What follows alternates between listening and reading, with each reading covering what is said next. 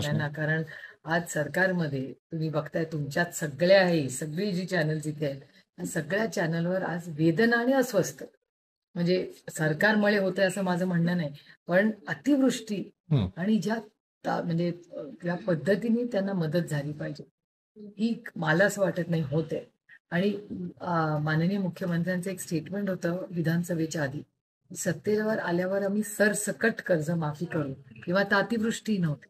त्याच्यामुळे खरं तर मी 1 महिन्यापूर्वी अमितभाई शहांना दिल्लीत त्यांची भेट घेतली होती आणि त्यांना विनंतीही केली होती की महाराष्ट्रात, आणि ही जून महिन्याची गोष्ट आहे, जून आणि जुलैमध्ये, तेव्हा आपण आठवत असेल आपल्याकडे खरं तर यावर्षी 4.5 महिने सतत पाऊस चालला, त्यामुळे त्याच मध्येच प्रचंड नुकसान झालं होतं. मी अमितभाई शहांना विनंती केली होती की महाराष्ट्रात ओला दुष्काळ जाहीर करा, ही 1.5-2 महिन्यापूर्वीची गोष्ट, आणि सरसकट कर्जमाफी करा, कारण खरंच आज शेतकरी प्रचंड अडचणीत झालाय. म्हणजे तुमच्या चॅनलवर प्रत्येक व्हिडिओ जो आपण बघतो तो प्रचंड अस्वस्थ करणार. ताई, तुम्ही आता विषय काढला अतिवृष्टीग्रस्त शेतकऱ्यांच्या बाबत. आज कृषी मंत्र्यांनी घोषणा केली की अतिवृष्टीग्रस्त शेतकऱ्यांची दिवाळी गोड करणार, म्हणजे दिवाळीच्या आधी ती मदत होईल त्यांना, अशा प्रकारची एक घोषणा केली. माझं म्हणणं आहे की पंचनामे जून पासून चाललेत, निधी तर अजून आला नाही ना. दिवाळी गोड करताय याबद्दल मी त्यांचे मनपूर्वक आभार मानते, पण दसरा गोड केला तर आणखीन चांगलं होईल.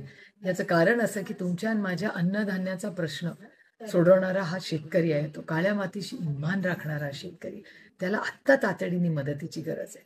दिवाळी तर गोड करा, त्याच्याबद्दल मी आभार मानते तुमचे, पण दसराही गोड केला तर मला असं वाटतं त्या शेतकऱ्याला जास्त मोठी मदत. ओके, धन्यवाद. अनेक वेळा ह्या भागात आले की मी सरांची भेट घेत असते. साळुंखे आणि जयसिंगराव पवार हे दोघेही माझ्यासाठी गुरु समान.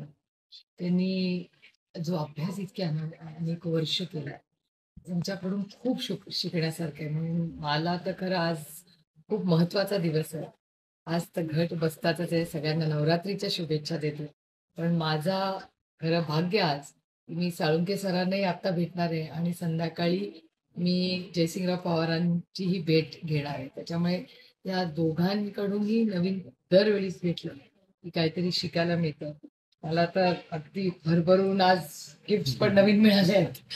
त्याच्यामुळे आता पुढचे 15 दिवस हे वाचनातच जाईल, कारण का यांची पुस्तकं वाचल्यावर प्रश्नही अनेक मनात येतात. कारण का बऱ्याच गोष्टी असतात की आपल्याला वाटतं अरे ह्याचं पुढे काय झालं, आणि मग सरांच्याकडे आलं की तो प्रश्न असा 1 मिनिटात सुटून जातो. जे ChatGPT मध्ये मिळत नाही ते इथे मिळतं. त्यामुळे खूप अतिशय उत्तम. त्यांना भेटल्यानंतर त्यांनी काही तांजावूरचे अनुभव मला घेतले. तर मीही प्रयत्न करणार आहे की तिथल्या सरकारशी बोलून जो रिसर्च सरांच्या माध्यमातून झालेला आहे तो अजून पुढे कसा करता येईल, तिथल्या तांजावूरच्या सगळ्या लायब्ररीची मदत घेऊन डॉक्युमेंटेशन. आणि मी विनंती केली आहे सरांच्या फॅमिलीला की सरांची सगळी पुस्तकं आहेत, त्यातलं एकही पुस्तक ऑडिओ नाही आहे. अनेक वेळा काय होतं, मुलं वाचत नाहीत पण ऑडिओ बुक ऐकायला तयार असतात. तर सरांची सगळ्या पुस्तकांचं डॉक्युमेंटेशन आपण ऑडिओवर करू शकतो का, हाही एक मी सरांना विनंती केली. बघूया का.